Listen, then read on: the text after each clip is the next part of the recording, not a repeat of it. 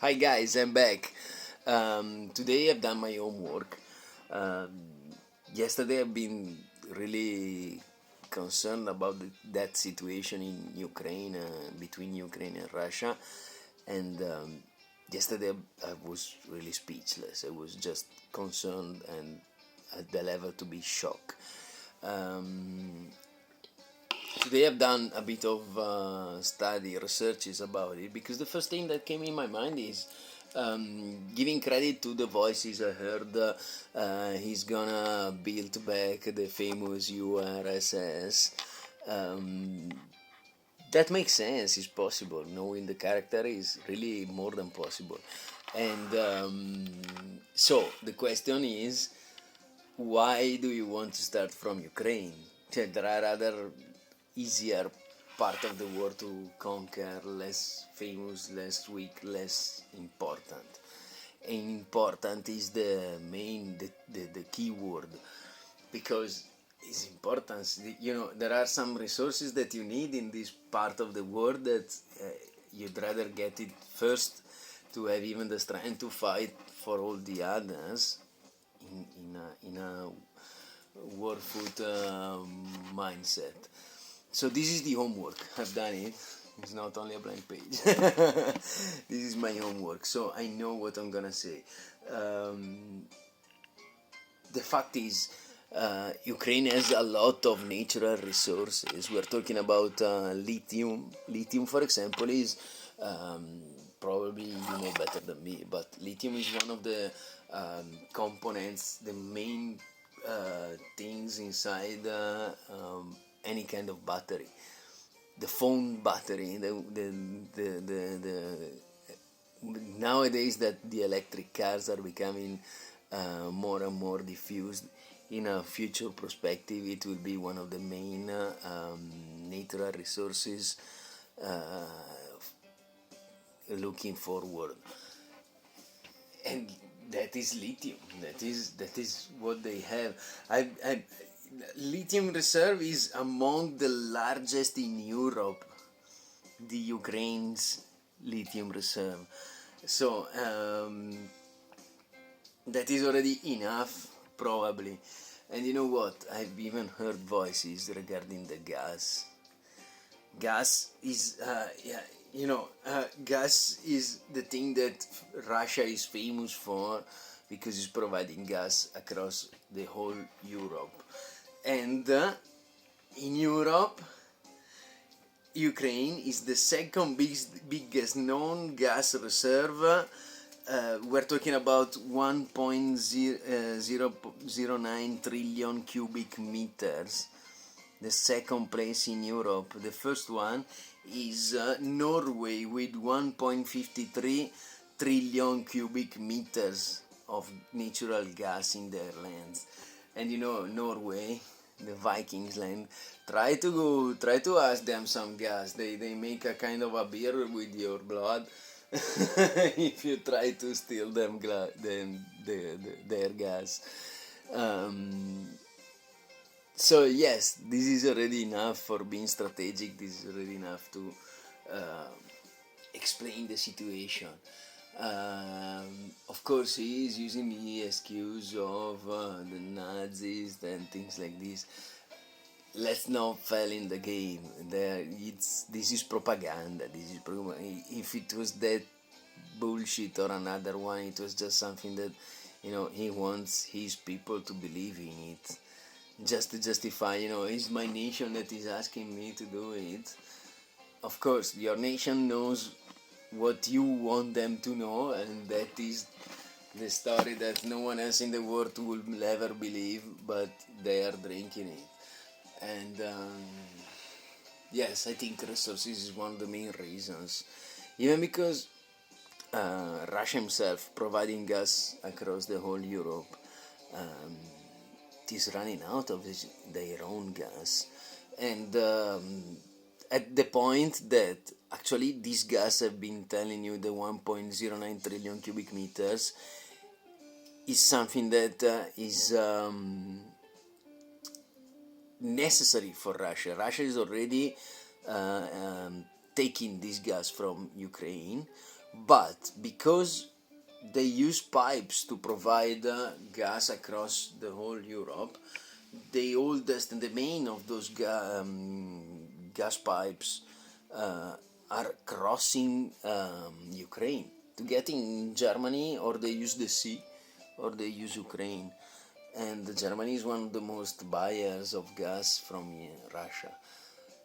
So the story is Russia is taking the gas from Ukraine, but because those pipes are crossing Ukraine, Ukraine is asking them a kind of a little tax for this crossing. So can you imagine the trick? I conquer this country, so not only I can steal more freely the same things I'm already stealing to them, plus I don't even have to pay them for doing it. That's a trick. That's the trick, and that's why, for example, you want to get back your 10 nations you've lost. That's why you're Russia and not URSS anymore. Why don't you start from Kazakhstan or from other nations that are even weaker, if you want to say, they're less defended, less mainstream. You start from Ukraine, because Ukraine was threatening you to prefer to gain the European Union instead of being your slave. That's why you need the force to gain those supremacy. That is sad. That is thing that those are stories that it's for my generation. It's already strange knowing those kind of. I was playing those things in Empire Earth, a video game on the computer, an old school video game. My brother doesn't even know what I'm talking about. Those are things that in video games can be understandable sometimes, because the video game is built around those kind of. You need resources, you conquer the place who has it. Because this is real life, guys. This is real life, and it's really happening. I couldn't believe I would ever been through something like this, and I'm still shocked. Of course, then, just to change topic, I don't want to sound crying like yesterday. Of course, there are other things that may concern us as well, regarding our market, regarding our people. That the more I hear from them, the more I'm shocked as well. But now is a period that the market comes in second place, because we are there. Our market revolution is almost done. We're just waiting for the money to come. We've done our best, and in fact, the shitty people is coming floating. We're there, we have done it. Now is not the moment to focus on the candles, because yes, candles are good, candles are nice, candles are the reason why we are there. But sometimes lives makes you facing something bigger.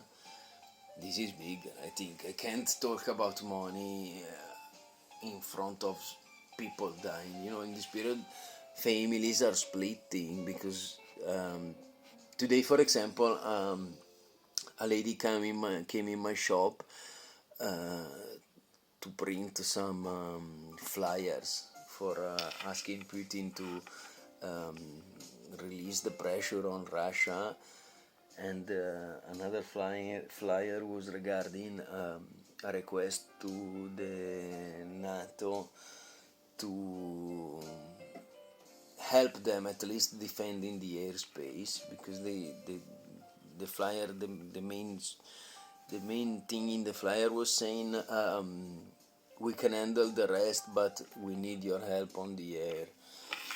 and she was showing me her mother is still there. Her mother is too old to travel and she can't come here in England. And she showed me footage of what her mother was seeing from her window, like footage like this, showing around the building exploding. Things that not even in the movies. She was crying, and I've struggled not to cry with her. I was really touched. I just kept my professionality and print her the things she was going to print, and told her I totally agree. I can't believe this thing is happening. I'm trying to be close to her, even just to not make too much drama at work. You know what I mean? But I've been really touched. This shit is real. This shit is really real, and leave me speechless. Leave me speechless. I've been talking enough.